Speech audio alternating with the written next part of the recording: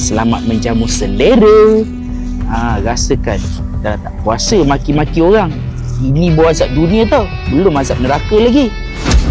Ini kalau dia makan confirm sedap, order lagi. Mana makanan saya? Nah, nasi goreng akak. Selamat menjamu selera.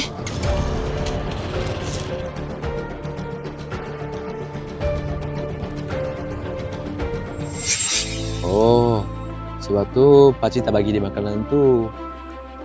Tak apa dah. Manusia macam tu, patut kena ajar pun. Biar dia makan, confirm dia pay order. Tak apalah bos. Mungkin cara pakcik ni salah. Tapi kalau pakcik bagi tahu dia yang rider tu ludah makanan dia,